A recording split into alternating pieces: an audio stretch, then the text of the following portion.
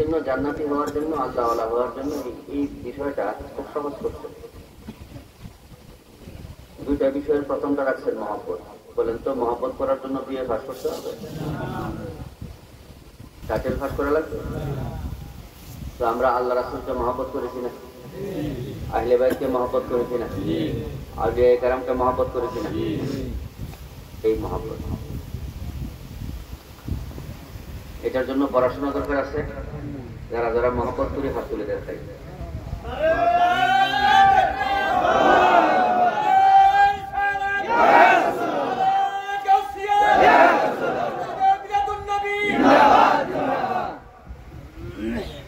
আল্লাহওয়ালা হওয়ার জন্য, বেহেশতে জীবন লাভ করার জন্য, আল্লাহর বন্ধু হওয়ার জন্য প্রথম জিনিসটা আমরা পেয়ে গেলাম, বোঝাও গেলাম, অল্প কথায় বুঝে গেলাম এবং হাত তুলে দেখাইলাম। এটার জন্য বড় বেশি মুফতি মুহাদ্দিস হওয়া লাগে না, আমরা মহব্বত করব। 2 নম্বর হলো ইবাদত, এটা তাকওয়া। এই তাকওয়া শব্দটা অনেক ব্যাপক। এই তাকওয়াটাকে আমি ইবাদত বলে প্রকাশ করেছি সমাজে, সবাই যাতে বিষয়টা বুঝে। তাকওয়ার আরেক নাম কি? ইবাদত। এই ইবাদত বা তাকওয়া বলতে তাফসীরের কিতাবে অনেক লম্বা আলোচনা। এই অনেকগুলো আলোচনাতে আমি এক কথায় আপনাদের খেদমতে রাখছি, যেটা তাকওয়া বা ইবাদতের হেডলাইন, মূল কথা।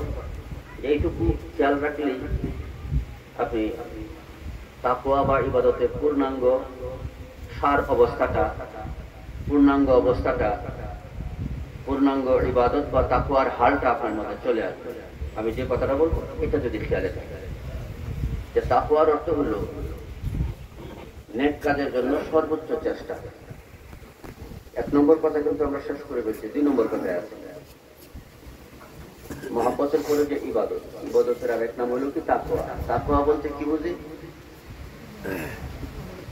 নামাজ, রোজা, হজ, যাকাত, ফিতরি, ফাকরি, নিলাম হলো ফরদা, ফুসিদা, এই যে নেক কাজগুলো আছে, নেক কাজ করার জন্য সর্বোচ্চ চেষ্টা এবং সর্বোচ্চ কষ্ট। সর্বোচ্চ চেষ্টা এবং সর্বোচ্চ কষ্ট নেক কাজ করার জন্য। আর গুনাহ না করার সর্বোচ্চ চেষ্টা, সর্বোচ্চ কষ্ট। গুনাহ করার একটা স্বাদ আছে, ছেড়ে দেওয়ার একটা কষ্ট আছে, আছে না?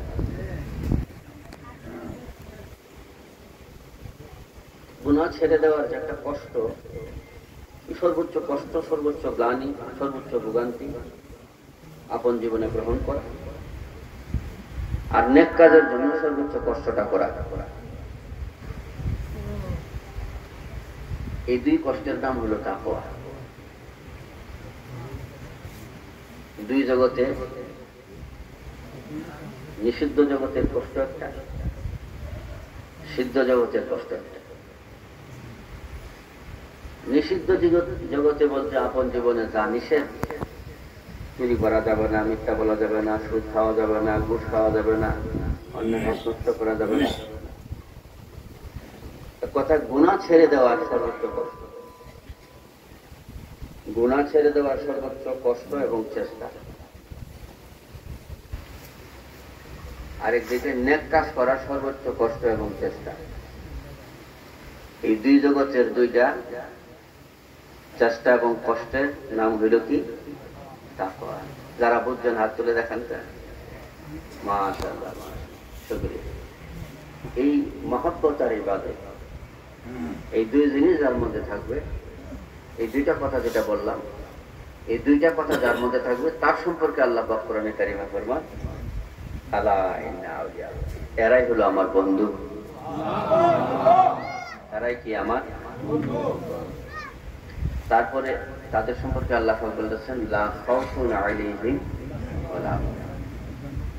কবরে, হাসরে, মিজানে, ফুলসিরাতে তাদের কোনো ভয় দুশ্চিন্তা, কে বলছেন? আল্লাহ।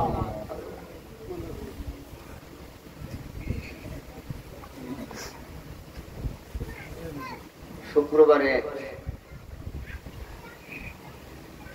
নেত্রকোনায় যে দরগায় আপনারা গেছেন, 10টা থেকে 12:30 পর্যন্ত আমার এখানে অনেক লোকজন আসে তদবির নেওয়ার জন্য। প্রতিদিন তো হুজুরের সাথে সাক্ষাৎ সম্ভব হয় না, এই প্রতিষ্ঠান থেকে শুরু করে বিভিন্ন জায়গা থাকে, পড়াশোনাও থাকে, লেখালেখিও থাকে। তো ওই দিন বিভিন্ন তদবিরের জন্য আসে। মাঝে মাঝে এমন লোকও আসে যারা একটু সাধনার পর্যায়ে আছে, এরকমও আছে যে কোন অবস্থায় যেন শয়তান আইসা ডিস্টার্ব না করে, এরকম একটা তাবিজ দেয়।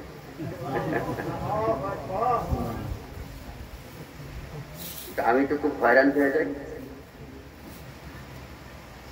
একেবারে শয়তান ডিস্টার্ব করবে না এমন তদবিরটা উপায় নেই। পুরা কোরআন শরীফ যদি গলার মধ্যে বেঁধে রাখা হয়, তারপরে শয়তান ওয়াসওয়াসা দিবে। নামাজি ব্যক্তি নামাজ অবস্থায়ও শয়তান তাকে ওয়াসওয়াসা দিবে। এমন কোন নবী নাই যে নবীকে শয়তান ওয়াসওয়াসা দেওয়ার জন্য হাজির হয়েছে না। দয়াল নবীর কাছে যেটা আসছে এটা দয়াল নবীর বাধ্য হয়ে গেছে।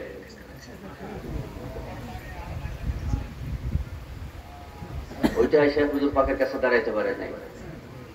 এক কথায় এমন কোন নবী নাই যে নবীর কাছে শয়তান হাজির হয়নি। দুঃখ তো দিবেই, আরে খেলা তো এখানে, যুদ্ধ তো এখানে, সংগ্রাম তো এখানে।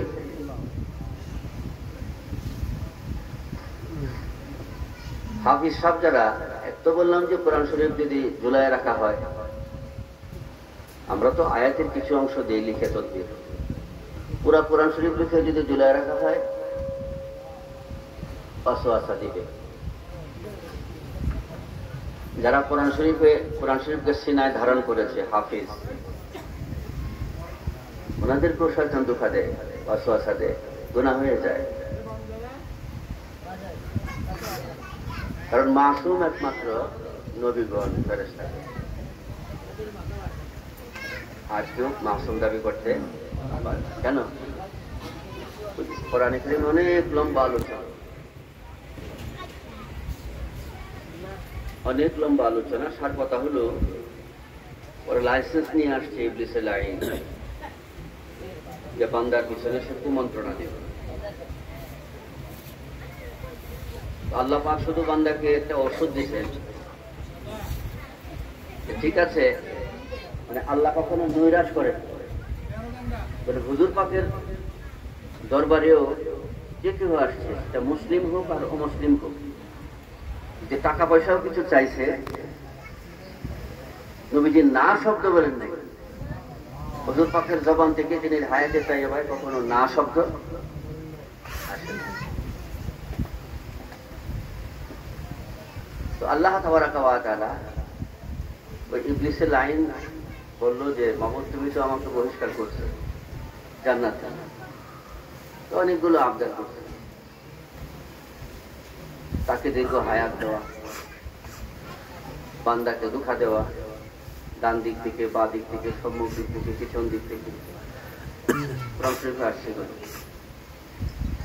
শেষ পর্যন্ত বান্দার রগ রেশায়, রক্তে রক্তে, রন্ধ্রে রন্ধ্রে ঢুকে তাকে ওয়াসওয়াসা দেওয়া, সবকটার এখতিয়ার আল্লাহ পাক তাকে দিলেন। আর বান্দাকে বললেন যে, বান্দা তোমাদেরকে দিয়া যত গুনাহ করা, হাত তুলে একবার আমার কাছে মাফ চাও, আমি জীবনের গুনাহ মাফ করি। হযরত জুনায়েদ বুগদাদির সামনে শয়তান হাজির হল। লম্বা আলোচনার মধ্যখান থেকে বলছি।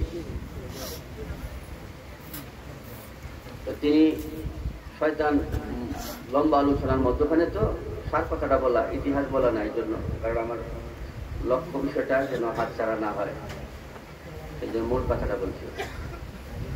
জুনায়েদ বুগদাদি বললেন যে, তুমি কোন জায়গায় ব্যর্থ হো? বলে, ব্যর্থ হইতো ওই জায়গায় যখন সে ক্ষমা চায়, তখন সে ক্ষমা চায়।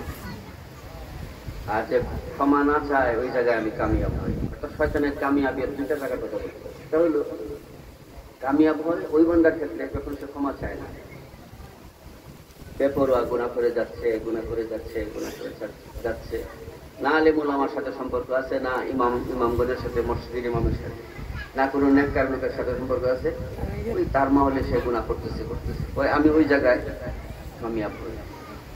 আর ব্যর্থ হই শুধু যারা কি চায়, মাফ চায়।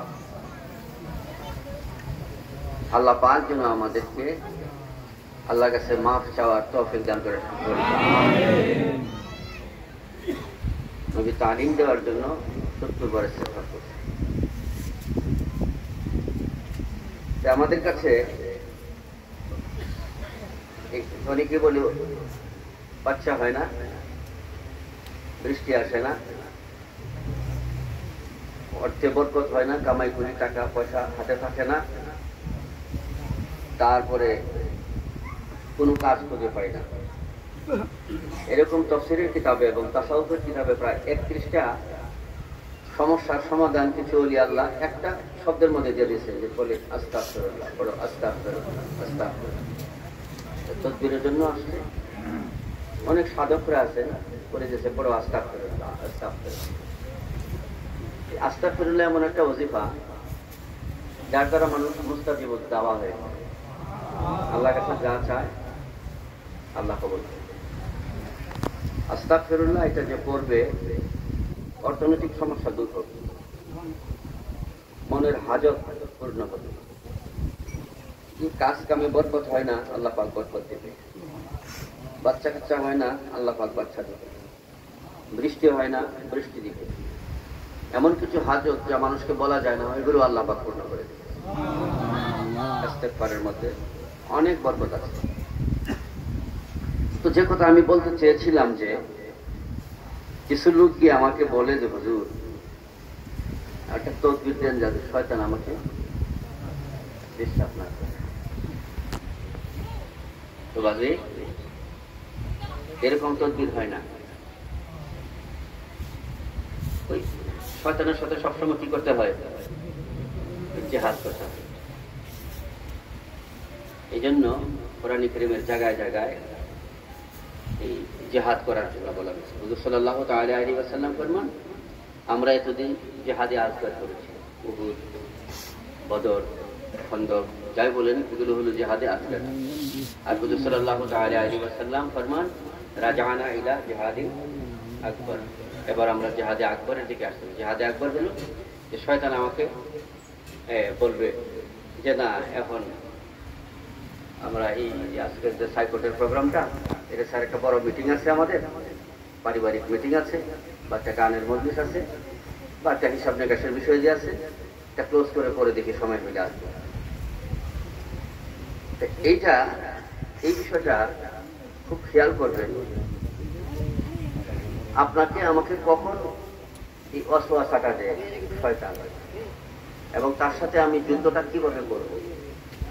শয়তানের ওয়াসওয়াসার অনেকগুলো দিক আছে, সূক্ষ্ম দিক, সাধারণ মানুষ ধরা কঠিন হয়ে যায়। বিষয়টা আমি খুব সহজ করে বলতেছি, চেষ্টা করবে খেয়াল করতে চেষ্টা করবে।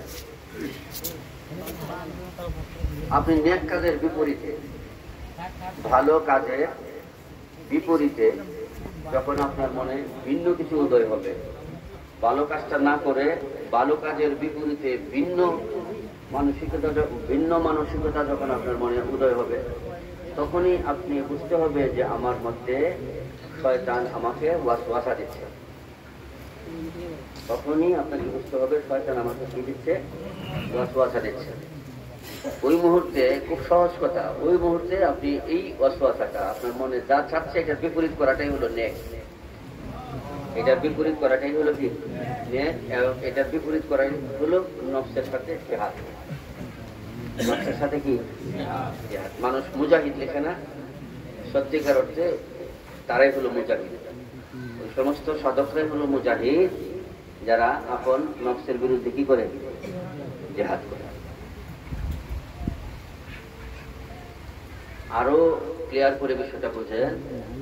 আপনার মন চাচ্ছে যে এখন এখানে আসবে না, প্রোগ্রামে আসবে না, মাহফিলে আসবে না, কিন্তু ভিন্ন একটা মানসিকতা হাজির হয়ে গেল, আর একটা হাজত আপনার সামনে হাজির হয়ে গেল। যে হাজতটা, যে প্রয়োজনটার মধ্যে কোনো সওয়াব নাই, কি নাই, সওয়াব নাই, তখনই বুঝতে হবে কি আসছে আপনার মধ্যে, তখনই বুঝতে হবে আমার মধ্যে শয়তান ওয়াসওয়াসা দিচ্ছে। তখন তার বিরুদ্ধে চলে যাওয়াটাই হলো জিহাদ। এবং এটা হলো জিহাদে আকবার। এটা কি জিহাদে আকবার। যদি এটাই না দেয় তো সাধনাটা কোথায়, চেষ্টাটা কোথায়? মানুষকে তুই পরীক্ষা করার জন্য আল্লাহ পাক পিছনে ইবলিসের লাইনকে দিয়েছেন। ফেরেশতার পিছনে ইবলিস নাই, ফেরেশতাকে দুঃখ দেনেওয়ালা কেউ নাই, কাজে তাদের খোদাও নাই, আর গুনাহ করার যে একটা ব্যাটারি এটাও তাদের মধ্যে। এই ব্যাটারি কার মধ্যে আছে? বান্দার মধ্যে আছে। এই প্রতিযোগিতায় যে যতটুকু আগাইতে পারে তার ফজিলত ততটুকু বেড়ে যায়। আল্লাহ পাক যেন আমাদেরকে এই প্রতিযোগিতার মাঠে থাকার তৌফিক দান করে করি। আমিন। বুঝে আসছে?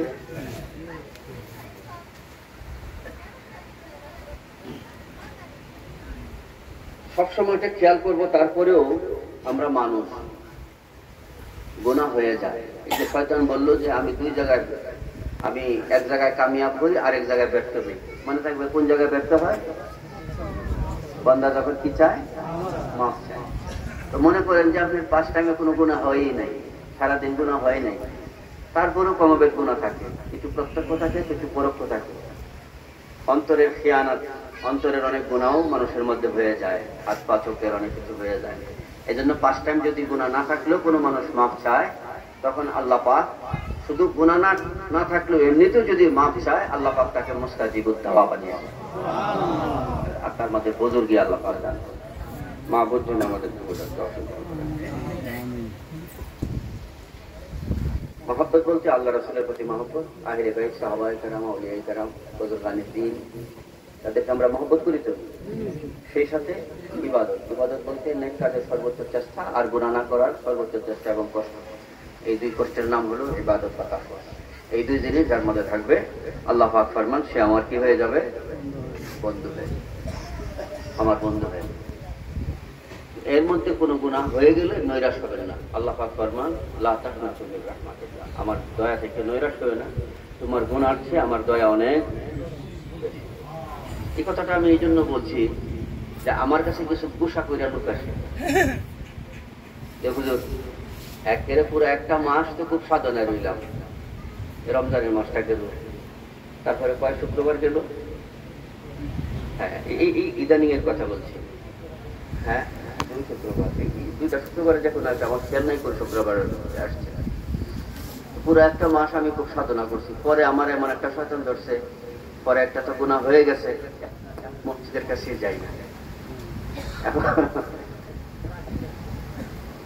গুসা করলো না, একটা গুনাহ এরকম হয়ে গেছে, কেন আমার দ্বারা হলো? একটা মাস আমি এত কষ্ট করলাম, এরপরে আমাকে শয়তান ধরে ফেললো, একটা গুনাহ হয়ে গেছে, এখন আমি মসজিদের কাছে যাই না, এখন কি করা? তো এই জন্য ওনাকেও তো ওনার মতো করে আমি বলছি, তো এই রোগী যেন আমরা না হই, কারণ আল্লাহ অনেক বড় দয়ালু। আল্লাহ তো আপনি আমার মতো না। আল্লাহ পাক বলছেন যে বান্দা, তুমি যত বড় গুনাহগার হও, তোমার গুনার একটা পরিমাণ আছে, কিন্তু আমি আল্লাহর দয়ার কোনো পরিমাণ, তোমার গুনার চেয়েও আমার দয়া অনেক বড়। তো আসুন, এই যে মহব্বতের কথা বললাম, এই মহব্বতের মধ্যে আল্লাহ রাসূলের মহব্বত, তারপরে কার মহব্বত? আহলে বাইতের মহব্বত।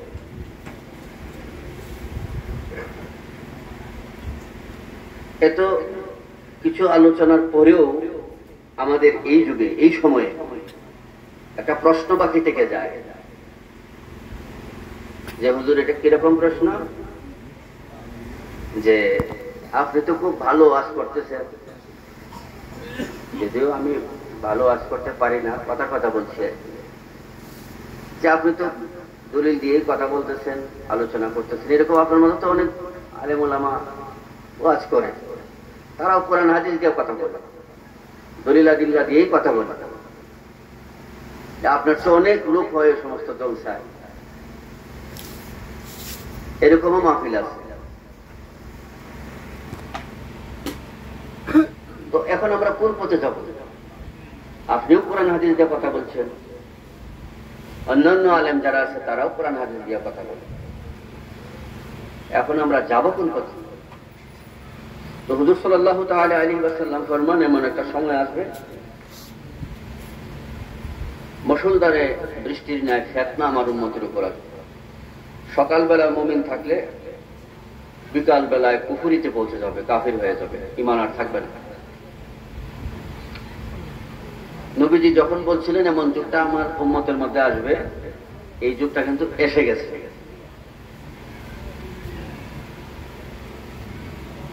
আমার প্রথম কথা, আল্লাহওয়ালা হওয়ার জন্য, জান্নাতি জীবন লাভ করার জন্য, আল্লাহর বন্ধু হওয়ার জন্য যে কথাগুলো বলছি ওটা কিন্তু শেষ। এখন আরেকটা প্রসঙ্গিক আলোচনা করতেছি, ওইটাও সেই কথারই অংশ, বিশেষ অংশ, এবং নিজেকে হেফাজত করার জন্য একটা বিশেষ লাইন খেয়াল করবেন। যে যুগে নবীজি বলছিলেন যে আমার উম্মত সকালবেলায় মুমিন হলে বিকালে আর ঈমানের হালে থাকবে না, ওই যুগে বলছিলেন, কিন্তু সেই যুগটা আজকে আমরা দেখতেছি।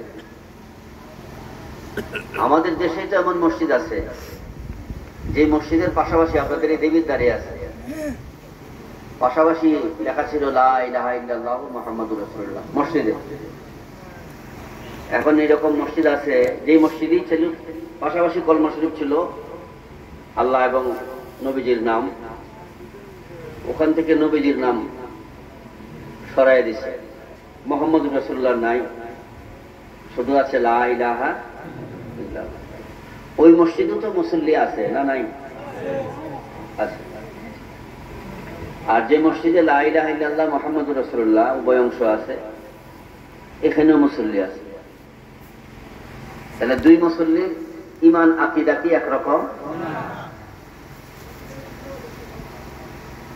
এখন ফতোয়ার প্রশ্নে দেখা যায় এক মুসল্লির ঈমান আছে আর এক মুসল্লির ঈমান নাই। সংক্ষেপে এটুকু বুঝেন, নবীজি যে কথা বলছিলেন যে আমার উম্মত আখিরি জীবনে এমন হবে, ফিতনা এমন মুষলধারে আসবে যে বিকাল বেলায় ঈমান থাকলে সকাল বেলায় থাকবে না, সকাল বেলায় ঈমান থাকলে বিকাল বেলায় থাকবে না।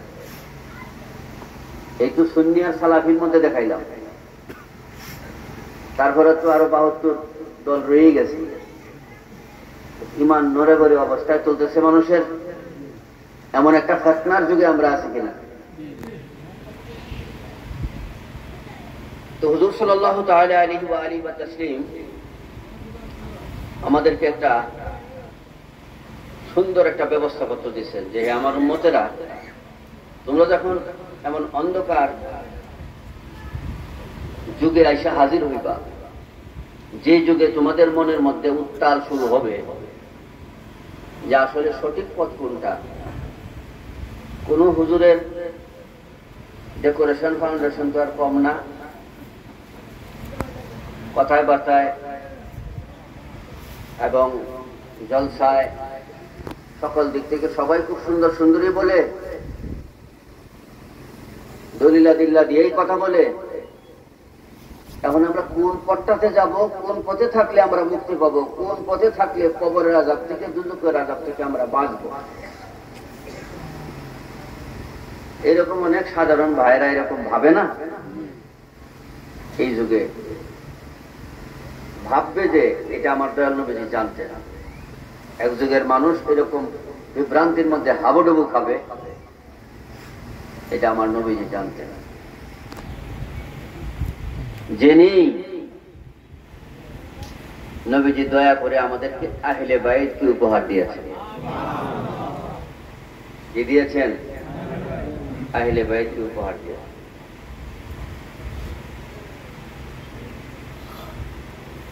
দেখুন, আজকে যেহেতু পোস্টারে আছে জিক্রে কারবালা, নিশ্চয়ই আমার আগে এই কারবালা, আহলে বাইত এগুলোর উপর কমবেশ আলোচনা হয়েছে। আমি আলোচনার দিকে যাব না, শুধু কয়েকটা পয়েন্ট আমি নিয়ে আসছি আমাদের অবস্থানটাকে মজবুত করার জন্য, বাতিলের বুতুলিয়ত যেন আমাদেরকে গ্রাস না করে, বাতিলপন্থীদের সবল থেকে যেন আল্লাহ পাক আমাদেরকে হেফাজত করে। এই জন্য কয়টা কথা আমাদের খেয়ালে থাকে, এই উদ্দেশ্যে বলছি। কোরআন কারীমের বিভিন্ন জায়গায় আহলে বাইতের কথা আছে।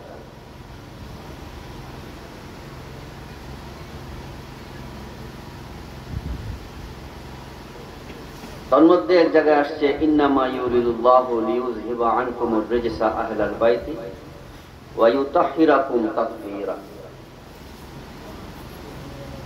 এই আয়াতে কারিমায় আল্লাহ তাবারাক ওয়া তাআলা ফরমান যে আমি আহলে বাইত থেকে, নবী পরিবার থেকে জাহিরি বাতিনি যত ত্রুটি বিচ্যুতি, এগুলো থেকে তাদেরকে আমি হেফাজত করেছি, এগুলো থেকে তাদেরকে আমি পবিত্র করে দিয়েছি। আল্লাহ চায় যে তারা আহলে বাইত সকল প্রকার ত্রুটি বিচ্যুতি থেকে পবিত্র থাকা। এটা কার কামনা? আল্লাহর ইচ্ছা। তো আল্লাহর ইচ্ছা কি বাস্তবায়িত হয় না অবাস্তবায়িত থাকে? এই আয়াতের প্রত্যেকটা শব্দের উপর আলোচনা অনেক ব্যাপক। আয়াতের আসলুল কালাম হলো, শেষ কথা হলো, আল্লাহ পাকের দয়ায়, আল্লাহর কুদরতে আহলে বাইত পাক ও পবিত্র। আহলে বাইত কি? পাক পবিত্র।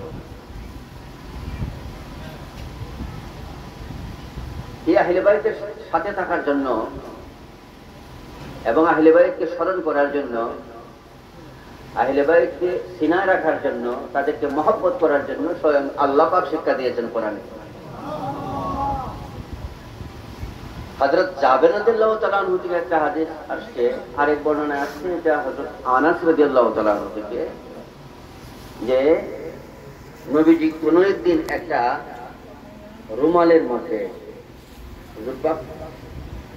খাবার গ্রহণের পরে, খাদ্য গ্রহণের পর, খাবারের পরে তিনি একটা রুমালের মধ্যে হাতটা একটু মুছছিলেন। হযরত জাবের রাদিয়াল্লাহু তাআলা আনহু ফরমান যে এই রুমালটা আমি বহুবার আগুনে দিয়েছি, কিন্তু আগুন এই রুমালকে স্পর্শ করতে পারে না, আগুন এই রুমালকে খাইতে পারে না। হযরত আনাস রাদিয়াল্লাহু তাআলা আনহু থেকে একটা বর্ণনা আসছে, ওই বর্ণনায় আসছে এরকম যে হুজুর পাকের পরে, হুজুর পাক যখন দুনিয়া থেকে বিদায় নিয়েছেন, তারপরে কিছু সংখ্যক সাহাবী হযরত আনাস রাদিয়াল্লাহু